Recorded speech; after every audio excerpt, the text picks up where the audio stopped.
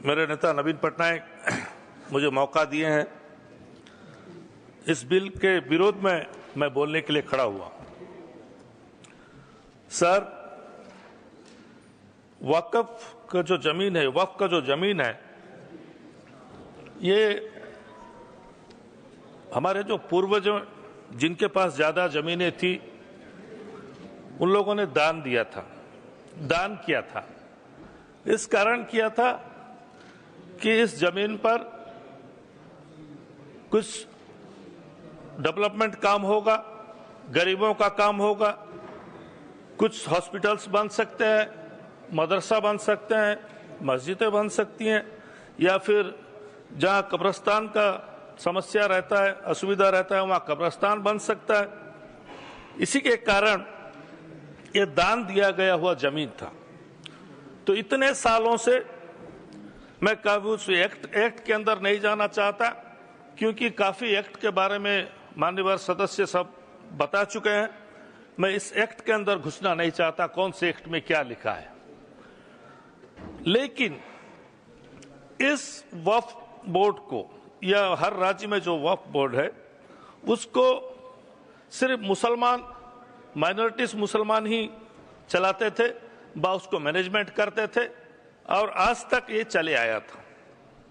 हाँ, हो सकता है कि बहुत से राज्यों में गड़बड़ी भी हुई है, बहुत से राज्यों में समस्या भी हुई है, दूसरी जगह जमीनें हड़पी भी गई हैं। वो बात ठीक है, उसको ठीक करना जरूरी है, वो सबका दायित्व है कि उसको ठीक किया जाए। लेकिन मुझे एक चीज समझ में नहीं आ रहा है अध्यक्ष महोदय, कि जिस बात को लेके सारा भारतवर्ष के मुस्लिम कम्युनिटी टेंस में है, चिंताग्रस्त है, कि इसमें जो गैर मुस्लिम को मेंबर रखा जाएगा, वो क्या करेगा, कैसा करेगा, ये चीज को सोच के उन लोग काफी हद तक टेंस है, चिंतित है। इसी के कारण बहुत से जगह में स्ट्राइक हो रहा है, धरना दिया जा रहा है। लोग बोल रहे हैं कि हमारे शरीयत के अंदर, हमारे कौम के अंदर सरकार बेकार जबरदस्ती क्यों घुस रही है, क्यों इंटरफेरेंस कर रही है।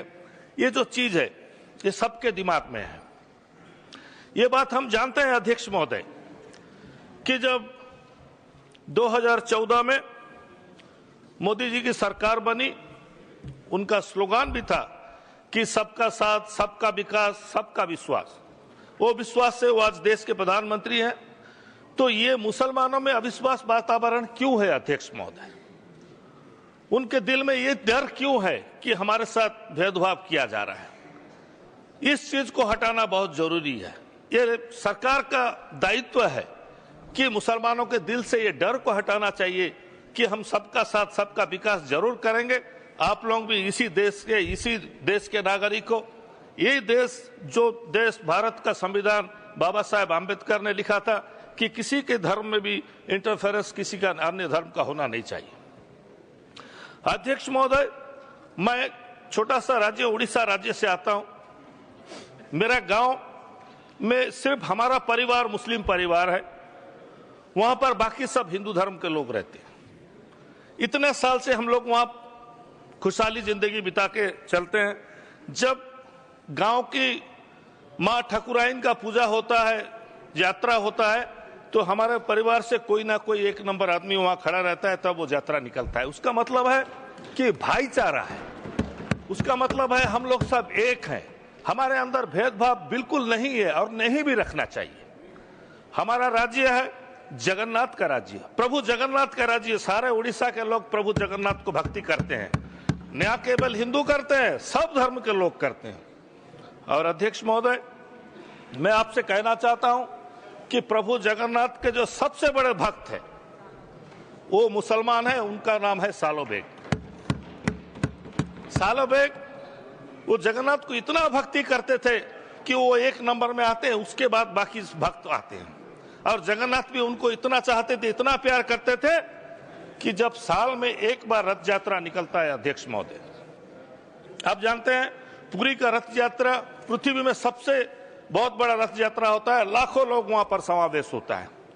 जब रथ वहां निकलता है तो रथ यात्रा के वक्त जो बड़ा दांडो बोलते हैं, जो बहुत बड़ा रथ यात्रा जाता है हमारा भगवान का, वो रथ यात्रा के रास्ते में उनका मजार सालोबेगा का मजार वो पास में है, कुछ दूर जाने के बाद उस मजार के पास रथ यात्रा रुकता है, यानी प्रभु जगन्नाथ रुकते हैं, अपने भक्त से मिलने के लिए रुकते हैं अध्यक्ष महोदय।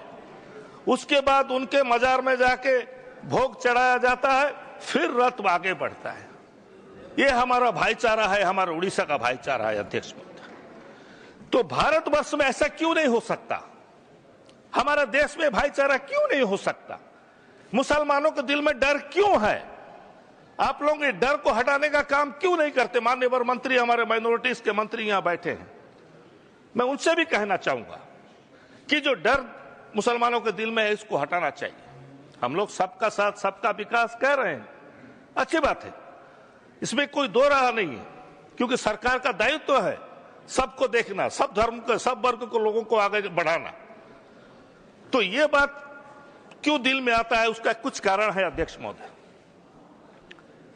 हमारे धर्म में 5 वक्त का नमाज रोजा जो हम लोग मानते हैं, करते हैं, जहां पर भी अगर नमाज का टाइम होता है हम लोग थोड़ा नमाज पढ़ लेते हैं, तो नमाज पढ़ने से रोका नहीं जाना चाहिए अध्यक्ष महोदय। मैं विनती करूंगा सरकार से कि ये चीज मत किया करें। लोग क्यों मना करेंगे? नमाज अगर कोई पढ़ता रहेगा उसको लात मारा जाता है, हम लोग वीडियो में देखते हैं, सोशल मीडिया में। ये गलत चीज, ये अच्छा चीज नहीं है अध्यक्ष महोदय, ये बहुत गलत है अध्यक्ष महोदय। अगर दूसरे धर्म, दूसरे वर्ग का अगर वहां रास्ते में अगर प्रोसेशन जाता है तो मना नहीं किया जाता। हर जगह देखिए, सारा भारतवर्ष में पूजा करने का जगह भी हर जगह नहीं है, इसीलिए रोड में ही पूजा किया जाता है। शायद वो अगर वो दुर्गा माँ का पूजा हो, वो महाराष्ट्र में गणेश जी का पूजा हो, तो रोड में ही किया जाता है अध्यक्ष महोदय, क्योंकि रास्ता जगह कहीं नहीं मिलता शहर में, रोड के ऊपर ही ब्लॉक करके किया जाता है। तो मना तो किसी को नहीं करना चाहिए। अगर एक आदमी 2 रकात नमाज पढ़ लिया तो उसे लात मारना भी नहीं चाहिए। ये चीज सरकार को देखना बहुत जरूरी है।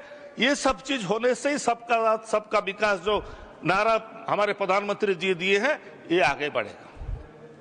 माणिकागढ़ करके एक जगह है अध्यक्ष महोदय, खोर्धा जिला में माणिकागढ़ करके एक जगह है जहां पर रथ यात्रा, वहां भी रथ यात्रा होता है। तो रथ यात्रा के समय छेरा पोहरा करते हैं। छेरा पोहरा का अर्थात झाड़ू मारा जाता है, वहां पर सफाई किया जाता है पूरी में। वहां के जो राजा है गजपति महाराज, वो छेरा पोहरा करके साफ करते हैं। लेकिन माणिकागढ़ में एक मुसलमान छेरा पोहरा करता है, उसके बाद रथ यात्रा शुरू होता है अध्यक्ष महोदय। आज जो बात हमारे माननीय मंत्री जी ने कहा कि बहुत से हमारे ईसाई धर्म के गुरुओं लिख के दिए हैं कि हम वक्फ बोर्ड को समर्थन करते हैं। उन्होंने कहा कि केरला में एक ऐसा इशू हुआ था, कुछ जगह में कुछ लोग बस गए हैं, जो जगह की वक्फ बोर्ड का है वो प्रॉब्लम है, उसको सॉल्व करने के लिए उन लोग सब लिख के दिए हैं कि हम लोग ये वक्फ बिल को समर्थन करते हैं। मैं मना नहीं कर रहा हूं, अगर कोई धर्म के लोग अगर लिख के दिए समर्थन कर रहे हैं, उसमें कोई दो राह नहीं है। लेकिन जब वही ईसाई धर्म के लोग जब कोई उसमें अगर धर्म में जोग देने जाता है या वो शामिल होने जाता है, तो उसको अपद फिर क्यों किया जाता है? हर इंसान का स्वाधीनता है, कोई भी इंसान कोई भी धर्म पालन कर सकता है, उसमें हमारा संविधान में है, उसको अटकाने का कोई जरूरत ही नहीं है। अध्यक्ष महोदय, आज बहुत से ये जो बिल में अलग अलग प्रॉब्लम्स आया है, जो हमारे माननीय सदस्य सब यहाँ पर डिस्कशन किए और बताए कि कौन कौन सा समस्या है। एक क्लॉज ऐसा भी है कि जिसके नाम में जो दंड होना चाहिए वो अगर हट गया तो उसको 50,000 रुपए तक सिर्फ जुर्माना होगा। तो बहुत से लोग ऐसे भी हैं जो जगह दबा बैठे हैं, जमीन दबा बैठे हैं, उन लोग 50,000 रुपए देकर छूट जाएंगे। सच्चार कमेटी जब रिपोर्ट दिया, उनके रिपोर्ट में ये कहा गया कि बहुत इलीगल जमीन सब लोगों के पास है। सबसे ज्यादा जमीन सरकार के पास है। सर, अगर सरकार के पास अगर इतना जमीन है, सरकार अभी अगर ये बिल अगर पास हो गया, वहां से हो गया, यहाँ भी आपका मेजॉरिटी हो सकता है, तो सरकार के पास इतना जमीन है, ये जमीन तो सरकार छोड़ेगी नहीं, ये जमीन तो ले लेगी। तो वक्फ का जो जमीन है ये सरकार के पास चले जाएगी। कई लाखों एकड़ का हिसाब माननीय वन मंत्री जी दे रहे थे कि 12,000 करोड़ तक उसमें इनकम हो सकता था, लेकिन 160 या 170 करोड़ हुआ है। अगर सरकारों के पास जो जमीनें हैं, ये जमीन अगर सरकार के पास चलेगी, सरकार ने अगर नहीं दिया तो जमीन का जो जितना एकड़ जमीन बोल रहे हैं वो तो कमेगा, कमने से उसका इनकम भी कमेगा। उसको किस तरह से माननीय वन मंत्री हैंडल करेंगे, वो हमारे कौम के लोगों को और सदन को भी आपको जानकारी देना बहुत जरूरी है। अध्यक्ष महोदय, अभी एक बात को लेकर सब बहुत चिंतित है कि एक मुसलमान को उसका प्रैक्टिस के बारे में 5 साल तक वो इस्लाम धर्म ठीक से पालन किया है कि नहीं, उसको प्रूफ देने का प्रावधान रखा गया है। वो प्रूफ दे तो कैसा दे अध्यक्ष महोदय? वो किसको बताए कि मैं इस्लाम धर्म में ठीक से पालन करता हूं? वो टोपी पहना या दाढ़ी रखेगा या क्या उसका क्राइटेरिया होगा? दाढ़ी टोपी तो मैं नहीं रख सकता, मैं पक्का इस्लाम धर्म का मैं ना 5 वक्त का नमाज छोड़ता हूं ना रोजा छोड़ता हूं, मैं हर वक्त करता हूं। लेकिन इस चीज को जो कि 5 इयर्स का दिया गया है प्रैक्टिस मुस्लिम जानने के लिए, ये चीज को भी प्रावधान को हटाना चाहिए। कम से कम इस चीज को हटा देना चाहिए। मान्यवर मंत्री यहाँ बैठे हैं, मैं उनसे गुजारिश करूंगा कि कम से कम इस चीज को हटा देना चाहिए कि वो अपने आप को कैसा प्रूव करे कि वो इस्लाम धर्म में 5 साल है, 5 साल उसका प्रैक्टिस कर रहा है। इस चीज को हटा देना चाहिए। अध्यक्ष महोदय, मैं उम्मीद करूंगा कि जो बात आज मान्यवर मंत्री जी बोले कि इस बिल पास होने से, इस बिल के वजह से गरीब मुसलमानों का बहुत मदद होगा। अगर सचमुच ऐसा हुआ तो जरूर इस देश के मुसलमान भी आपको यकीन करेंगे और उम्मीद करेंगे कि आप एक चीज गारंटी आपको देना पड़ेगा या सदन को आपको एश्योरेंस देना पड़ेगा